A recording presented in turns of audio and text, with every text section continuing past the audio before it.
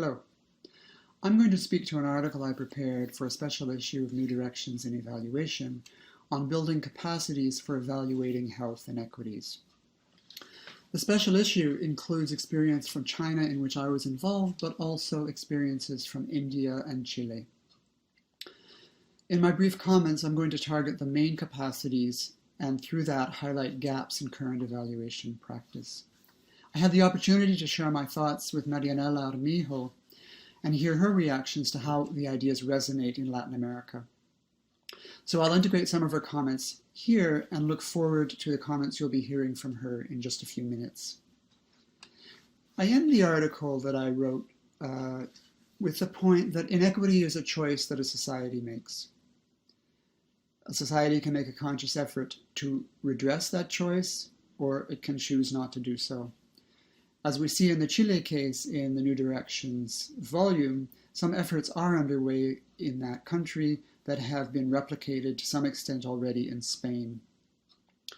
But as I discovered in my conversation with Marianela, equity is declining in Latin America, as it is in many other regions, and it's not something that's considered by evaluation in a serious way. Evaluation and equity are just not found in the same sentence. And there are no incentives really for decision makers to use evaluations or even to commission evaluations that look at equity. This, to me, is a challenge that reflects a focus on program evaluation without real consideration of effects at the societal level or at the system level. It also reflects the power of politics and the powers of influence, something that evaluation has not really been able to crack. To me, evaluation has become too micro in orientation, speaking to the success of a program, but not to its real effects on a society. We look too much at averages across a whole system, and we do not see that overall growth is often to the benefit of a small group of people and to the disadvantage of the group at the bottom of the economic pyramid. This average growth can be convenient for decision makers, but it masks a very important reality.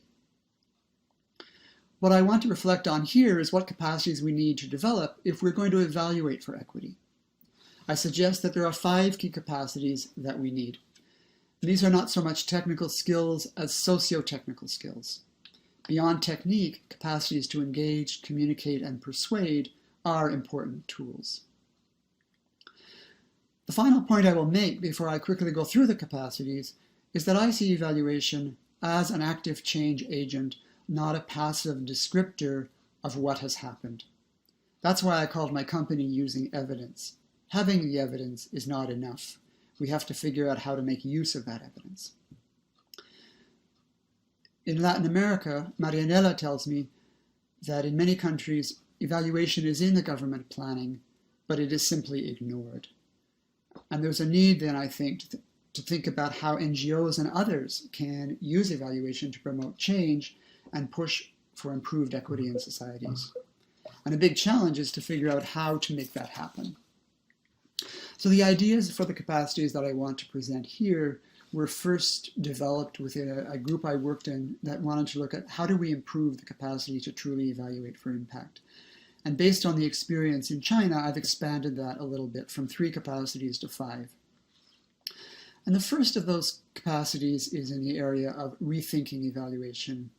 And here I come back to the point I made in my comments above about my discussion with Marianela, that evaluation usually takes too small a unit of analysis. A project or a program is what it looks at, but to look at equity, you need to look at a society as a whole.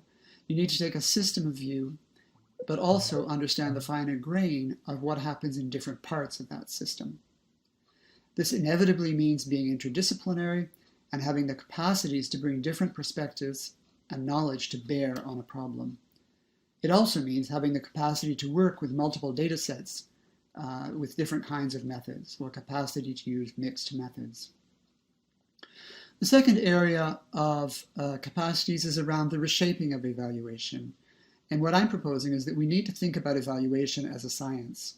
Right now, we approach it as a technical skill, so we forget about the inquiry dimension and the learning dimension of evaluation, which come from science. This means that we should be doing hypothesis testing in our evaluations, and we should use what we learn to improve our hypotheses, retest them, and improve again. If we keep treating it as a technical skill, as most governments do, we'll continue doing the same thing even though it is not helping. The third capacity is in the area of reforming evaluation. Experiment and allow for failure, but only do that if you're actually learning from those experiments and those failures and improving what you do.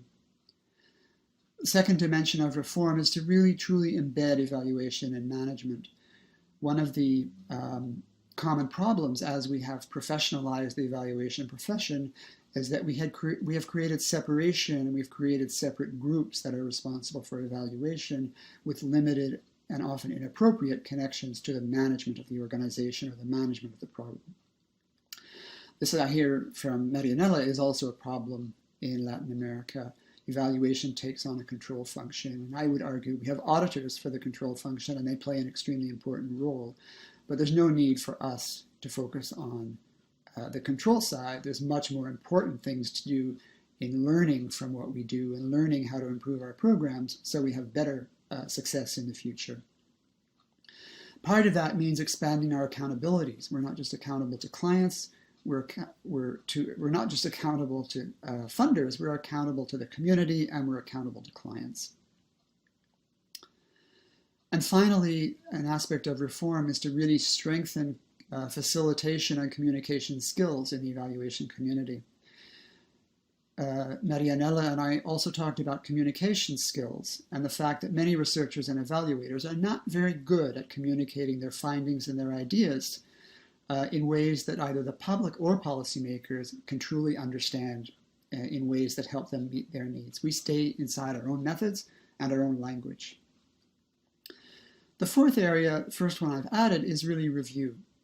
Review is the Cinderella of programs, I say. It's the poor sister to design. We need to change that if we want to learn. And as Marianela said, lots of planning for evaluation gets done, but nothing gets done with it. So how do we begin to change that? So capacities for facilitation of dialogue, debate, and even conflict are essential skills for critical analysis. The final area of capacities that I want to raise is the capacity to revise. Shifting from analysis to implementation is a skill. We usually describe, we sometimes prescribe, but we very seldom engage in doing. Evaluation needs to be a continuing process and needs to be engaged in the doing. And we need the fine grain, not only what worked, but what worked for who and in what context did it work. To return to my initial point, equity and inequity is a choice that a society makes. Often the choice is not made knowingly, it is accidental in the way it happens. But once it clearly exists, as it does now, we still have the choice as to whether or not we address it. The pointers here are for ways for evaluation capacities to be strengthened so that evaluators are more able to highlight failure and progress with respect to equity. Thank you.